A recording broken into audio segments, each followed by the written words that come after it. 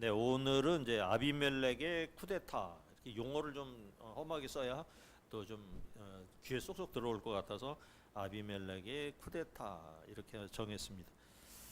지난주까지 우리는 이제 기드온에 대해서 알아보았습니다. 기드온이 이제 기드온을 하나님께서 이렇게 택하셨죠.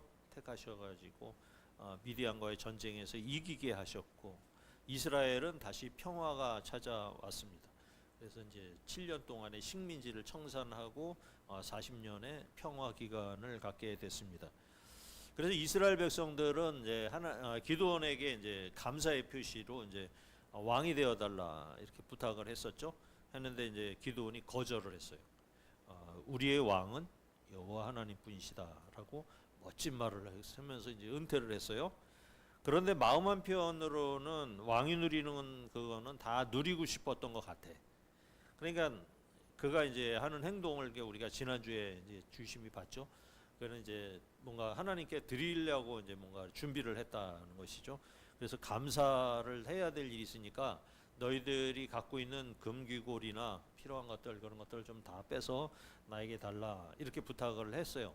그래서 이제 겉옷을 펴놓고 이제 백성들한테 그 얘기를 하니까 이 백성들이 기드온을 굉장히 신뢰를 했잖아요. 신뢰를 하다 보니까 거기 이제 전쟁에서 빼앗은 모든 탈취물들, 금고리, 귀고리 이런 게 다 우상에 관련되는 것들인데 그것들을 다 이렇게 기꺼이 내주는 장면이 있었습니다. 그래서 그걸 뭘 만들었느냐 했더니 금으로 만든 에봇을 만들었죠. 에봇. 이 조끼같이 생긴 옷이죠. 제사장이 입는 옷. 그걸 만들었어요. 그래서 이제 그 기드온의 생각으로는 하나님께서 이제 우리와 함께 하셨다는 상징으로 멋진 에봇을 만들었다. 이렇게 이제 좋게 해석을 해보면 이제 그럴 수가 있어요. 그러니까 하나님이 우리와 함께 하시는구나. 그래서 기껏 상징을 만드는 것이 이제 에봇이었다. 이렇게도 볼 수가 있는 것이죠. 그런데 불행하게도 이제 에봇이 어떻게 생겼나 보러 오는 사람들이 많이 늘어나게 되면서 사람들이 음란하게 섬기게 돼버린 거예요. 그러니까 그걸 기념으로 했던 것 같은데 사람들은 와서 거기에다 대고 절하고 뭐 이렇게 하는 거예요. 그것이 하나님처럼 돼버리는 거예요. 그래 음란하게 섬겼더라 하는 이상한 얘기가 나오고 있어요. 우상 숭배의 단초를 누가 제공을 했습니까? 기드온이 제공을 한 거예요. 그리고 이제 또한 이제 기드온이 아들을 낳았는데 숫자를 세 보니까 70명이나 됐다. 이렇게 70명. 그래서 이제 아들 70명을 낳으려면 딸도 한 70명 될 거 아니에요. 그렇게 낳으려면 도대체 부인을 몇 명 둬야지 되는 거예요. 그러니까는 이 호사스럽게 생활을 한 거예요. 그리고 정욕을 채우면서 살아갔던 그런 삶을 살았다. 이렇게 이제 평가를 할 수가 있는 거예요. 게다가 이제 그렇게 부인도 많고 자식도 많았으면 그걸로 끝나면 되는데 또 그것도 부족해서 세겜에서 온 몸종, 이게 아마 종 같아요. 여종 같아요. 종 같은데 그 여인을 또 첩으로 들여가지고 아비멜렉이라는 그런 여인을 또 낳은 거예요. 세겜에서 이게 첩이니까는 아마 정실 부인은 안 됐었던 것 같아요. 그러니까 자기 그 사람은 아마 종이었던 것 같아요. 이러다 보니까는 아비멜렉은 이렇게 부인들 속에서 나온 70명 속에 못 끼게 됐겠죠. 서자의 서름을 갖고 있었겠죠. 아버지를 아버지라 부르지 못하고 뭐 이러면서 이제 그런 문제가 있었던 거예요. 근데 이제 이름을 갖다가 아비멜렉 그렇게 했죠. 왕은 나의 아버지시다 하는 거예요. 왕은 아버지시다라는 그런 이름을 자기가 가진 거예요. 너무 좋은 이름이긴 한데 이 아비멜렉은 우리 아버지가 왕이구나 이렇게 생각을 했네. 그러니까 왕이라는 이름 그대로 야심을 드러내게 되죠. 그래서 자기도 이제 아버지 기드온처럼 왕처럼 살 수 있다라는 그런 환상적인 꿈을 꾸게 되는 거예요.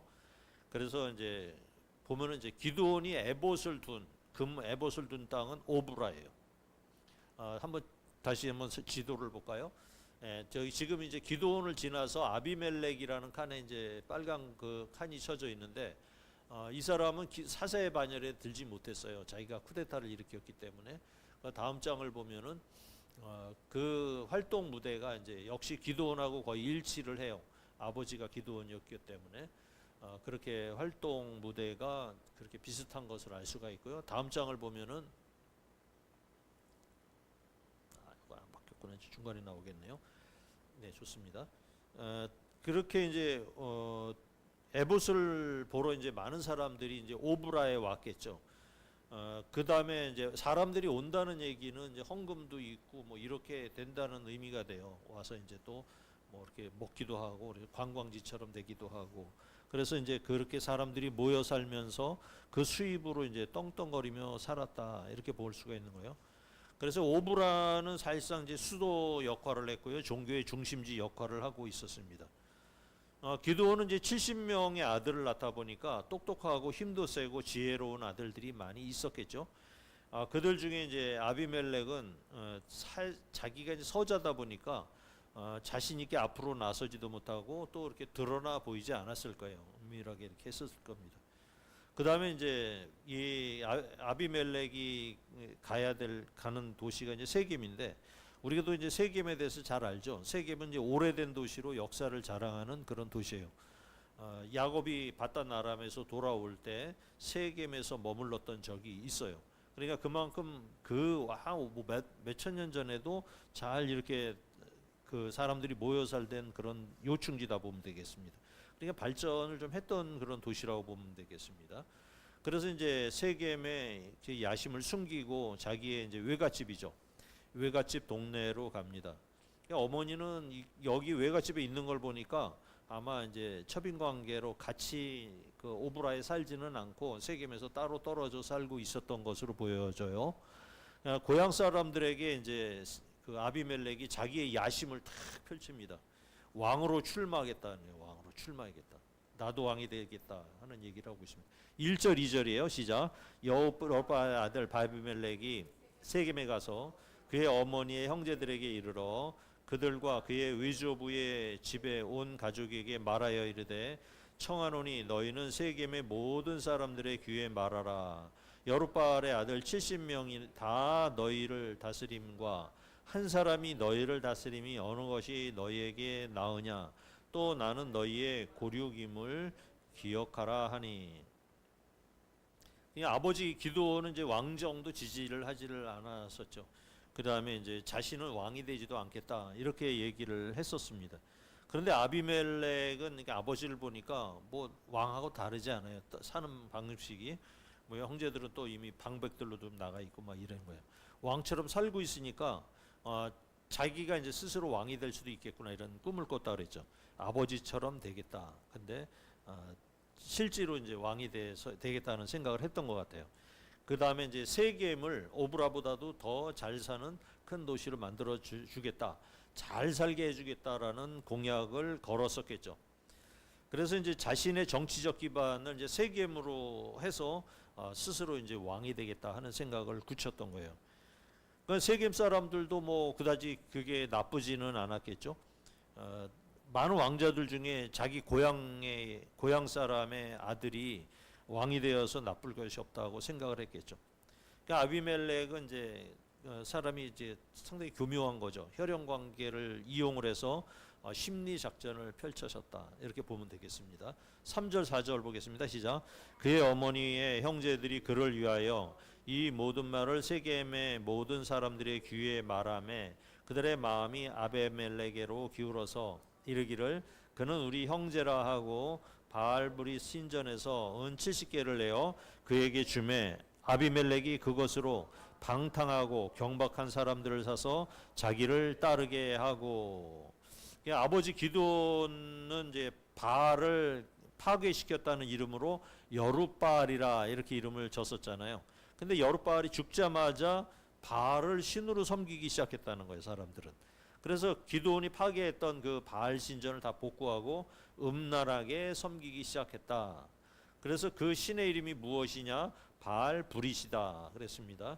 그래서 이걸 해석하니까 바알은 언약의 신이다라는 뜻이에요. 그러니까 아브라함에게 언약하신 분은 여호와 하나님인데 그 후손들은 바알이 언약했다고 믿는 것이죠. 그러니까 신앙이 타락했다 보면 되겠어요. 지금도 이제 우리가 어떻게 그런 것이 뭐 요즘 없지 않죠. 요즘에도 있어요. 이만희가 이제 보혜사라고 자기를 얘기를 하죠. 자기가 하나님이라는 거예요. 자기가 보혜사라는 거예요. 하나님의 교회의 그 안상홍이라는 사람도 마찬가지예요. 자기가 성령이다, 자기가 보혜사다 이렇게 이제 얘기를 하는 거예요. 그러면서 이제 그 따르는 사람들은 이제 언약의 하나님이 아니라 언약의 이만희가 되고 언약의 안상홍이 되는 거예요. 얼마 전에 제가 이제 영상을 보내드린 게 있는데 전능신교에서도 거기 이제 보신 분은 알겠지만 교주라는 여자가 양향빈이라는 여자예요. 그래서 그 여자가 누구냐 하면 여자가 동방번개 그리스도래요. 자기가 그리스도. 그래서 성경 말씀은 다 필요 없다. 자기가 하는 말이 다 이제 말씀이다라고 하면서 그 당시와도 이렇게 똑같은 일들이 지금 또 발생을 하고 있는 거예요. 지금도. 그러니까 우상을 섬기는 목적은 무엇이 우리가 이제 우상을 섬기게 될까요?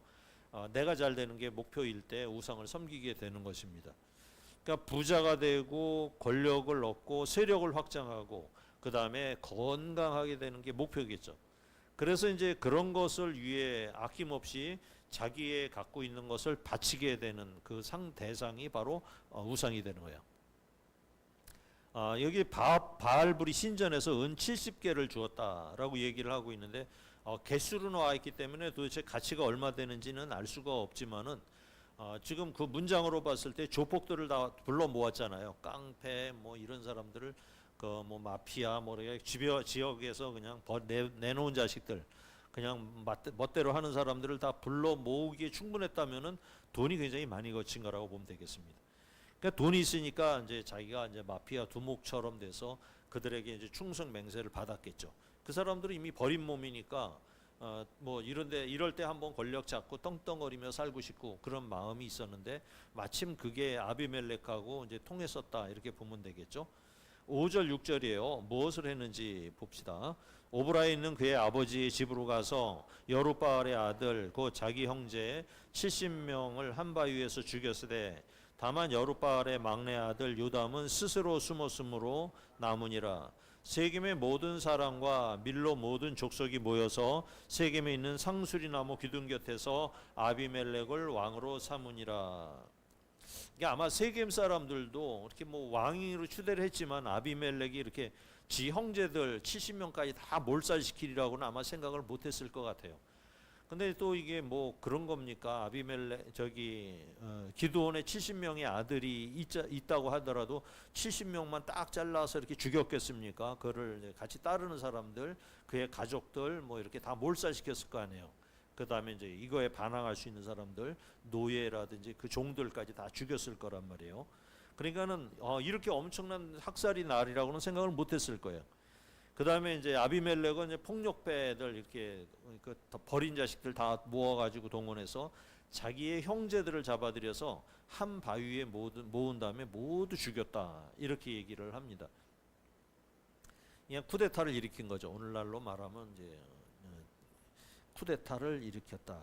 그리고 나서 뭐 이렇게 정권을 잡게 되면은 대개는 다 조폭 정치를 시작하게 돼요. 그러니까 세겜에 있던 고향 사람들은 뭐 어차피 자기들한테는 큰 피해가 없으니까 왕으로 추대를 하게 됩니다. 그러니까 아버지는 왕이란 타이틀이 없이 왕 노릇을 했는데 이제 그 아들은 왕이란 타이틀도 갖고 제대로 왕 노릇을 하고자 이렇게 작정을 한 거예요. 그런데 이제 막내 아들 요담이 도망쳐서 살아남았습니다. 그래서 이제 요담이 하는 이야기가 이제 오늘 주로 이제 주된 얘기가 되는데 다시 한번 읽어보도록 하겠습니다. 7절부터요. 시작. 사람들이 요담에게 그 일을 알림해 요담이 그리심산 꼭대기에 서서 그의 목소리를 높여 그들에게 외쳐 이르되 세겜 사람들아 내 말을 들으라. 그리하여야 하나님이 너희의 말을 들으시리라. 하루는 나무들이 나가서 기름을 부어 자신들 위에 왕으로 삼으려 하여 감람나무에게 이르되 너는 우리의 왕이 되라 하매 감람나무가 그들에게 이르되 내게 있는 나의 기름은 하나님과 사람을 영화롭게 하나니 내가 어찌 그것을 버리고 가서 나무들 위에 우쭐대리요 한지라. 또 나무들이 또 무화과 나무에게 이르되 너는 와서 우리 위에 왕이 되라 하매 무화과 나무가 그들에게 이르되 나의 단 것과 나의 아름다운 열매를 내가 어찌 버리고 가서 나무들 위에 우쭐대리요 한지라. 나무들이 또 포도나무에게 이르되 너는 와서 우리 위에 왕이 되라 하매 포도나무가 그들 위에 이르되 하나님과 사람을 기쁘게 하는 내 포도주를 내가 어찌 버리고 가서 나무들 위에 우쭐대리요 한지라. 예, 거기까지 일단 보도록 할게요. 기드온이 막내 아들이지만 요담은 아버지의 생각을 정확하게 알고 있었던 것 같아요. 그 다음에 하나님이 바라시는 바가 무엇인지를 알고 있었던 것 같아요. 70명 자식들 중에는 좀 출중한 사람들이 있었을 거 아니에요, 그죠? 그래서 왕이 될 만한 제목들도 많이 있었을 겁니다. 우리의 왕은 여호와 하나님뿐이다라고 하는 그런 얘기를 하는 걸 들어보면은 아버지가 얘기하는 원칙을 따라서 이제 자식들은 살았던 것 같아요. 그런 상황을 이 막내 아들이 이제 나무의 비유를 들어서 오늘 설명을 하고 있어요. 비유한 나무는 감람나무, 무화과나무, 포도나무, 가시나무가 되겠습니다. 그러니까 감람나무는 이제 기름을 붓는다는 얘기를 통해서 보면은 아버지 기드온을 예를 들고 있는 것 같아요. 백성들이 기드온에게 이제 기름을 부어서 왕으로 삼고자 했었잖아요. 올리브유, 감람나무가 올리브유인데 올리브유는 성소에서 이제 귀하게 사용이 되고요. 백성들이 많은 용도로 사용을 해요. 그래서 등불을 밝히는 용도로 올리브 기름을 사용을 하게 되고요. 백성들은 그걸 일상생활에서 계속 먹고 요리하면서 쓰게 되는 것이죠. 그 다음에 뭐 상처가 나면 이제 올리브유를 바르나요. 그 다음에 열대 지방에서는 일부러 기름을 먹기도 해요. 저도 이제 성지순례 갔더니 그쪽 사람들이 하는 얘기가 그런 거예요. 그러니까 야채라든지 이런 거 일부러 올리브유를 쭉 부어가지고 이렇게 일부러 먹어요. 그렇게 먹으라고 합니다. 올리브유를 좀 많이 먹어라. 더우니까. 콜레스테롤도 낮추고 먹은 음식을 먹고 나면 이게 탈이 나지 않도록 그게 이제 역할을 해준다네요. 그래서 식사 중에 일부러 먹게 해놓은 게 올리브유예요. 그래서 올리브유가 그 지중해 지방에서는 굉장히 일반적이고 흔한 그런 기름이 되죠. 먹어도 탈이 없고 뭐 이렇다고 얘기를 해요. 그 다음에 이제 자식 중에는 이제 무화과 나무 열매처럼 아름다운 열매를 맺을 수 있는 자식들이 있었겠죠. 무화과 많이 드셔보셨죠? 무화과 이제 한 끼 식사 대용이 돼요. 이렇게 먹으면 맛있기도 하고 몸에도 참 좋다고 합니다. 그렇게 무화과처럼 될 수 있는 자식들도 있었다는 거예요. 그렇게 이제 남들을 이롭게 하고 주변 사람들을 풍성하게 할 수 있는 그런 자식들도 있었다는 것이죠. 그 다음에 이제 제일 많이 자라나는 게 이제 포도나무죠. 그러니까 포도나무 같은 자식도 있었다는 거예요. 그러니까 포도나무에서는 포도주를 만들어서 이제 제사에도 쓰잖아요. 전제를 붓는다 했을 때 붓는 게 포도주가 되겠죠. 그 다음에 사람들은 포도즙을 내 가지고 일부러 갖고 다니면서 음료수처럼 이렇게 마시는 게 바로 그거예요. 그러니까 석회암지대다 보니까 물을 잘 마실 수가 없으니까 대신에 포도즙을 먹어요. 그래서 이제 이 모든 세 가지는 자기 나름대로 귀하게 쓰이는 용도가 있었던 거예요. 사람들을 이롭게 하고 사람들을 풍요롭게 하는 그런 용도를 갖고 있는데 이런 나무들이 다 왕이 되겠다는 걸 거절을 했다는 거예요. 왕이 되는 걸 거절했다. 내가 우뚝 서지 않겠다. 오로지 하나님과 사람을 위해서만 내가 갖고 있는 재능을 다 쓰겠다. 이렇게 하면서 거절했던 것이죠. 그러니까 가시나무는 누굴 비유하는 걸까요? 아비멜렉을 비유하는 거겠죠. 가시나무라는 것은 아담이 이제 선악과를 따먹고 하나님 앞에서 범죄한 이후에 땅에서 자라나기 위한 저주의 산물이 바로 이 가시나무고 가시덩굴이에요. 그래서 이 가시나무가 들어가는 곳은 다 황폐하게 되죠. 과일나무의 사이에 이게 자라고 있으면 과일나무들이 다 죽어버려요. 영양분을 다 뺏어 먹게 되죠. 그 다음에 채소도 같이 섞여 있으면 그 채소들이 다 찢겨서 죽어버리고 말아요. 산소를 갖고 계신 분들은 알지만 산소 주위에 이거 가시나무가 있으면은 그 나무가 뿌리가 이렇게 관까지 뚫고 들어가요. 그래서 그걸 갖다가 미리 다 제거를 다 해놓는 거 많이 해보셨죠? 산소 주위에는 그래서 이 아카시아 나무라든지 가시나무가 있으면은 산소 해를 끼치고 나무를 해친다 그래가지고 그거를 갖다가 다 제거를 하고 그럽니다. 그만큼 이제 쓰임새가 없는 거예요. 그걸 또 잘라다가 불쏘시개로 써도 되느냐? 그것도 어려운 거예요. 사람들이 가시가 달린 거라서 이렇게 불쏘시개로 잘 쓰지도 못해요. 그러니까 취급하기가 까다로운 게 바로 이 가시나무예요. 가시나무는 또 그늘의 용도로도 쓰기 어려워요. 그 밑에 가서 햇빛을 피해 가지고 이렇게 익기가 어렵죠. 가시가 있으니까. 요담이 이제 하는 말을 갖다 한번 다시 한번 좀 더 들어봅시다. 14절 15절 시작. 이에 모든 나무가 가시나무에게 이르되 넌 와서 우리 위에 왕이 되라 하매 가시나무가 나무들에게 이르되 만일 너희가 참으로 내게 기름을 부어 너희 위에 왕으로 삼겠거든 와서 내 그늘에 피하라. 그리하지 아니하면 불이 가시나무에서 나와서 레바논의 백향목을 사를 것이니라 하였느니라. 말이 좀 어렵죠? 어려운데 이제 해석을 해보겠습니다. 그러니까 살고 싶으면 나한테 와서 복종하라는 거예요. 그렇지 않으면 너희들의 정상적인 삶을 내가 모두 다 찢어서 파괴해 버릴 것이다. 이렇게 얘기합니다. 그러니까 이 말대로 아비멜렉은 사실 세상에서 이제 포기한 막대 먹은 사람들, 더 이상 진급하기 어려운 사람들, 더 이상 이제 이렇게 좀 사람들한테 섞여 살기 어려운 사람들을 동원해서 그 사람들에게 충성 맹세를 받고 통치 행위를 하기 시작했던 것이죠. 그래서 이제 자기가 정권을 잡고 있을 때 반정부적인 사람들이 발견이 되면 모두 죽여버리는 몰살하는 정치를 펼치게 돼요. 다음 주에 이제 그것이 나오게 되는데 그 다음에 이제 곳곳에 자기 사람들을 쭉 심어놔요. 그래서 조짐이 있으면은 그 사람들이 고발을 하게 만들고 그 지역을 또 초토하게 만드는 그런 정치를 하게 되게 됩니다. 그러니까 이게 백향목처럼 보이는 사람들이 발견을 되면은 모두 불살라 버리겠다는 거야. 그러니까 올바르게 제대로 된 사람들을 다 없애버리는 그런 독재 정치가 시작이 된다는 것이다라고 말을 하는 거예요. 그냥 이 막내 아들 요담에게 이런 식견이 있고 또 이런 예언을 하는 것을 우리가 보게 돼요.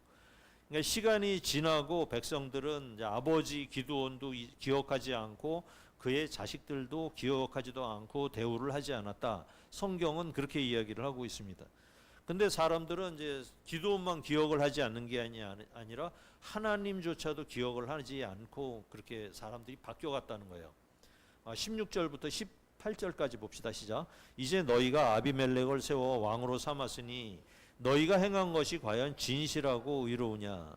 이것이 여롯바알과 그의 집을 선대함이냐? 이것이 그의 손이 행한 대로 그에게 보답함이냐? 우리 아버지가 전에 죽음을 무릅쓰고 너희를 위하여 싸워 미디안 손에서 너희를 건져냈거늘 너희가 오늘 일어나 우리 아버지의 집을 쳐서 그의 아들 70명을 한 바위 위에서 죽이고 그의 여종의 아들 아비멜렉이 너희 형제가 된다고 그를 세워 세겜 사람들 위에 왕으로 삼았도다. 그러니까 이 말이 맞겠죠. 미디안 식민지 시절에 그렇게 당한 일을 너희들 생각해 봐라. 네가 차마 이제 기드온의 집에다가 이렇게 하면 안 되지 않느냐. 그러니까 기드온조차도 온전하게 하나님 여호와 하나님을 섬기는 일을 제대로 하지 못하고 바알을 섬기는 일의 기초를 닦아 놓았기 때문에 이제 이런 사태까지 이제 또 간 거잖아요. 그러니까 금 에봇을 섬긴다든지 그다음에 아내를 많이 둔다든지 이런 행위가 사람들 속에는 은연중에 그런 게 있었던 것이죠. 그래서 이런 행위를 자초한 것이기도 하다는 얘기예요. 마지막 부분을 같이 봅시다. 19절부터 21절까지 시작. 너희가 오늘 여롯바알과 그의 집을 대접한 것이 진실하고 의로운 일이면 너희가 아비멜렉으로 말미암아 기뻐할 것이요 아비멜렉도 너희로 말미암아 기뻐하려니와 그렇지 아니하면 아비멜렉에게서 불이 나와서 세겜 사람들과 밀로의 집을 살을 것이요 세겜 사람들과 밀로의 집에서도 불이 나와 아비멜렉을 살을 것이니라 하고 요담이 그의 형제 아비멜렉 앞에서 도망하여 피해서 부엘로 가서 거기 거주하니라. 지금 이제 세겜 사람들한테 이 얘기를 하고 있는데 세겜 사람들의 이렇게 하는 행동이 배은망덕한 행동이라는 거야. 도를 넘은 배은망덕한 행동이다. 이렇게 얘기를 하는 거예요. 이미 모든 백성들이 이제 시간이 지남에 따라서 눈에 보이는 우상을 섬기게 자꾸 사람들이 이제 생각이 바뀌어가게 된 거예요. 거기에 이제 기드온을 왕으로 삼고자 했던 백성들은 그렇게 감사했던 그 마음이 이제 완전히 잊혀진 듯합니다. 그뿐 아니라 아예 기드온을 멸시까지 하는 그런 지경이 된 거예요. 기드온뿐만 아니라 하나님조차 잊고 무시하게 되었던 그런 상황이죠. 오늘 본문에 나오는 이 얘기를 통해서 보면 요담의 질문은 이것입니다. 너희가 하는 행동을 보면 아비멜렉이 기드온의 아들 69명을 죽인 일에 대해서 너희가 기뻐하는 것이 아니냐라고 물어요. 첫 번째 질문이 이렇게 사람들 아들을 갖다가 많이 살육을 했는데 그걸 보고 세겜 사람들아 네가 기뻐하는 것이 맞느냐라고 묻는 거예요. 쿠데타로 인해서 그렇게 많은 사람들을 죽인 것에 대해서 너희가 진짜 기뻐하는 것이냐라고 첫 번째 질문을 던지는 겁니다. 그 다음에 아비멜렉에게도 물어보는 거야. 아비멜렉아, 네가 세겜 사람들이 네가 한 짓을 놓고도 백성들이 그렇게 보고 기뻐하고 있는데 이게 정상적인 사고냐라고 묻는 거예요. 그러니까 정상적으로 아무 문제 없이 잘 살고 있는 곳에 불량배, 깡패, 조폭을 동원해서 마구 사람을 죽인다는 것, 그런 일에 대해서 아비멜렉이 기뻐하고 그 아비멜렉이 그것을 그렇게 또 사람들이 기뻐하는 모습을 보고 기뻐하는 것, 이렇게 하는 이런 형태가 하나님 보시기에 과연 정의로운 것이냐라는 거예요. 하나님 보시기에 진노할 만한 일이 아니냐, 이 얘기를 지금 하고 있는 거예요. 잘 이해를 해보세요. 하나님께서는 공의 하나님이시잖아요. 그러니까 이것이 패역한 일이라면은 하나님께서 반드시 갚아 주실 것입니다. 하나님을 제대로 섬기지 못하고 식민지 생활을 그다음에 중간중간에 하잖아요. 이렇게 식민지 생활을 하는 것도 안 좋은 일이에요, 사실은. 그렇잖아요. 그러니까 하나님을 제대로 섬기지 못해서 외부의 적들이 들어와서 이렇게 괴롭게 해주는 일도 안 좋은 일인데, 지금 하는 일을 보니까 동족들끼리 죽이면서 정권을 잡겠다 하는 일은 더 안 좋은 일이다라는 얘기죠. 하나님의 공의는 하나님께서 이제 직접 불을 내리셔가지고 이렇게 그 잘못된 사람들 불로 다 태워서 죽이는 일을 했으면 좋겠는데 우리 하나님은 또 그렇게 하시는 않으시는 거예요. 성경에 보면 그게 악한 사람들을 하나님께서 직접 벌로다 벌하시는 게 그렇게 많지가 않아요. 일반적인 삶에서는 하나님께서 그렇게 일을 하지 않으셨던 것이죠. 그러니까 지금 요담이 하는 이 얘기는 뭐냐면 예언과 같은 성격인데 내용을 다시 한번 분석을 해볼게요.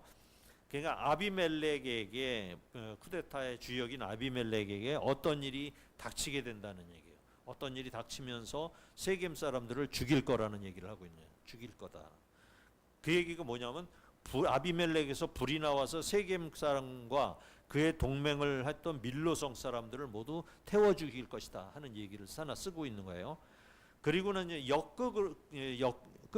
반대로 세겜과 밀로에서 불이 나온다는 거예요. 세겜에서 밀로에서 불이 나와서 아비멜렉을 또 태워 죽일 거라는 얘기예요. 그러니까 이 말은 서로 물고 뜯으면서 같이 망하게 된다는 거예요. 그러니까 아비멜렉을 밀어준 세겜과 밀로를 모두 다 징계를 하실 것이다라는 거예요. 그러니까 우리는 이제 살아가면서 우리가 이제 성경을 통해서 봤을 때 이게 정의냐 불의냐라는 걸 우리는 판단을 해야 되는 거예요. 그래서 이게 우리도 망하지 않으려면은 불의한 일에는 동참을 하면 안 되는 거예요. 우리가 이제 다른 말로 이게 번역을 해봅시다. 다른 말로 우리가 번역을 이해를 해보면은 그러니까 억울한 일을 당해도 스스로 갚지 말아라는 거예요. 스스로 갚으려 하지 마라. 그래서 성경에는 원수 갚는 일이 여호와께 있다 이렇게 하는 거예요. 그러니까 이 세상은 사람들의 힘으로 이렇게 막 돌아가는 것 같지만 자세히 보세요. 그렇지 않아요. 하나님께서는 역시 역사를 운행하시고요. 결국은 하나님의 나라를 이루어가는데 하나님께서 그 일을 해 나가시는 것을 우리가 보게 되는 것입니다. 그러니까 이거를 믿지 않는 사람들은요, 내가 사람들을 동원해서 내가 세상을 뒤바꿔 놓겠다, 내가 뭔가 해보겠다라고 자꾸 악을 쓰게 된다는 거예요. 사람들이. 우리 보통의 사람들은요 어떤 생각을 갖고 있냐면 권력이 있거나 부자거나 돈이 많은 사람들거나 힘 있는 사람들이 말하는 것을 갖다가 그 사람들의 말을 진리라고 그렇게 생각을 한다는 거예요. 사람들이 그렇게. 그래서 우리는 이제 보통 유명한 정치인이 어떤 얘기를 하거나 유명한 큰 교회 목사가 얘기를 하는 말이 진리라고 생각하는 분들이 많이 있다는 얘기예요. 그런데 이제 그게 그렇게 바람직하지 않은 생각이다라는 게 오늘 말씀을 통해서 보면요. 그러니까 오늘 말씀을 통해서 보더라도요, 요담이라는 기드온의 막내 아들이 하는 말이 진리예요. 그렇다고 이제 그 아들들이 왕이 되려고 하지 않았었죠. 그러니까 아버지의 뜻을 제대로 알고 있었다는 것이죠. 그렇다고 이런 진리를 알고 있는 이 사람들이 억울한 일을 당하지 않았느냐? 그것은 아니에요. 보니까는 69명의 형제가 순식간에 이 폐륜적인 아비멜렉이라는 형제로 인해서 죽음을 당하는 어처구니 없는 일도 당했지 않습니까? 그런데도 불구하고 사람들은요 이런 형편에서도 기다릴 수 있는 방법밖에 다른 방법이 없는 거예요. 이 요담이 이렇게 예언을 했지만은 그 일이 벌어지기까지는 3년이라는 긴 시간이 더 기다려져야 된다는 얘기예요. 하나님이 갚아주시는 그 때를 기다려야 하는 것입니다. 우리도 이제 기다릴 수밖에 없는 거예요. 어떤 일이 생겼을 때요. 하나님께서 공의로 역사를 하시고 역사를 바로 잡으실 것을 우리가 믿어야 하는 그 믿음이 필요한 시기입니다. 그런데 이제 창세기에는 이런 얘기를 해요. 그러니까 노아가 있었잖아요. 노아가 방주를 지으면서 백 년 이상을 갖다 노아를 그 방주를 지으면서 사람들한테 말씀을 전했겠죠. 이 세상이 물로 심판을 당한다 전했는데 사람들은 점점 악해졌다는 거예요. 성경에 보니까 악해져만 갔다는 거예요. 결국은 이게 어떤 한 사람이 바른 말을 전하고 진리를 전한다고 이 세상이 바뀐다는 것이 아니에요. 결국은 거룩해지는 게 아니라 사람들은 점점 타락해져 간다는 것이죠. 그 이스라엘도 마찬가지예요. 그래서 노아 때는 어떤 일이 생기느냐? 홍수로 심판할 수밖에 없는 지경까지 갔다는 거예요. 그게 노아 홍수 심판 사건이라는 얘기예요. 이스라엘 사람들이 이렇게 출애굽해가지고 살아가면서 시간이 지남에 따라서 점점 거룩해지고 하나님을 잘 믿었느냐? 그것은 아니라는 거예요. 점점 타락해진다는 얘기예요. 결국은 하나님께서는 이스라엘 백성들을 바벨론 포로로 보내면서 그 속에서 징벌의 시간, 징계의 시간을 통해서 다시 이스라엘 백성들을 순수해지게 다시 만들어 버리시잖아요. 지금의 역사도 마찬가지인 것 같아요. 선하고 착하고 거룩해지는 역사로 우리가 앞으로 가게 되지 않습니다. 여기서 바로 잡는다고 하더라도 사람들은 점점 악해지고 타락하게 되고 자기 이익만 위해서 사는 시대로 바뀌어지게 될 거예요. 이거는 성경이 주장하는 이야기이게 됩니다. 그래서 우리는 이제 요한계시록을 전에 배운 적이 있었죠. 이제는 진노의 대접 심판을 반드시 받게 돼 있어요. 그래서 이제는 불심판만을 남겨놓은 시대가 되었습니다. 그런데도 불구하고 이제 말세에는 우리 믿음의 사람들만 그 대접 심판을 재앙을 피할 수 있게 하나님께서 길을 열어주시게 돼요. 그냥 우리가 이제 이런 사람들이 지금 많아요. 이렇게 하나님의 말씀을 전해도요. 뭐 말이 그렇다는 거지. 뭐 성경이 꼭 그렇게 뭐 이루어지겠냐 하는 그런 불신앙적인 생각들이 점점 많아질 거예요. 진화론이 점점 이제 꽃을 피우게 될 겁니다. 앞으로 그걸 갖다가 이제 막아내야 되는데 지혜로워야 되는 거예요. 모든 말씀을 갖다가요 사람들은 어떻게 이해하느냐는 자기 입맛에 맞게 해석을 하게 돼요. 그러면서 그것이 자기 이익을 위해서 사는 교인들이 앞으로 더 많아질 거예요. 이익이 안 되면은 그 말씀을 읽지도 않아요. 이익이 되는 말씀만 잘 되고 복 준다는 말만 이제 더 좋아하게 될 것입니다. 그러니까 하나님의 입장이 아니고요. 자기 입장에서 모든 것을 해석하려는 사람들이 점점 늘어나게 되는 거예요. 그러면서 교회가 점점 이상하게 변질이 되고 만다는 얘기죠. 그래서 우리는 하나님의 말씀을요. 온전하게 다 처음부터까지 완전히 이해하고 믿고 그 안에서 역사하시는 하나님의 음성에 우리가 귀를 기울여야 하는 것입니다. 그런 우리 교회는 우린 그런 그 사역을 갖다 같이 했으면 좋겠어요. 어려운 일이지만 듣기 싫은 말씀이지만 그 말씀대로 우리가 살아갈 수 있는 그런 성도로서의 삶을 이렇게 꿋꿋하게 진행해 나가는 그런 몇몇 안 되는 교회 중에 하나로 우리 교회가 남아 있었으면 좋겠습니다. 이번 주는 고난 주간이에요. 주님이 오신 일을 기억하고 마음에 새기는 시간이 되시기 바랍니다. 한 주간 거룩하고 경건하게 주님 당하신 고난을 기억하시면서 금식하시고요. 기도하는 시간을 늘려보시는 건 어떨까 제안을 드립니다. 그래서 이번 주간에 혹시 이제 도저히 안 되면 할 수 없지만 난 한 끼만 안 먹어도 나는 죽어. 그래서 할 수 없지만 한 끼 금식은 어떨까 하는 생각을 하고 있습니다. 가능한 저녁 시간을 금식 시간으로 정해주면은 너무 좋을 것 같고요. 그것도 뭐 너무 스케줄 때문에 안 된다 그러면은 아침이라도 금식하는 시간을 정하시고 그래서 그것을 하나님께 드리겠다 이런 마음을 품으셨으면 좋겠습니다. 또 이렇게 금식을 해보면요, 금식하고 나서 하는 기도가 빨리 이루어지고요, 이루어지는 힘이 큰 것을 아마 다 느끼게 되실 거예요. 금식하고 난 다음에 안 되던 일들이 풀려졌던 것을 이제 보게 되실 거고 그런 놀라운 은혜를 체험하게 되실 것입니다. 그 다음에 이제 부활의 아침이요. 다음 주는 이제 부활절인데 부활절을 지금부터 우리가 준비를 하는데 이 고난의 시간을 통해서 한 끼 굶는 거 별거 아닐 수도 있지만 그 시간을 통할 때 부활이 너무 은혜스럽게 되는 거야. 은혜가 충만해지는 시간을 맞게 될 것입니다.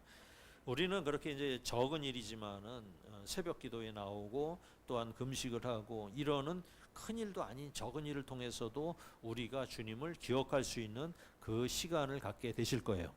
여러분들께도 이제 성령님께서 그 시간을 통해서 함께 하시고 여러분들 속에 마음속에 참된 행복도 느끼시고요. 평화가 여러분들 속에 임하실 줄로 믿습니다. 아멘.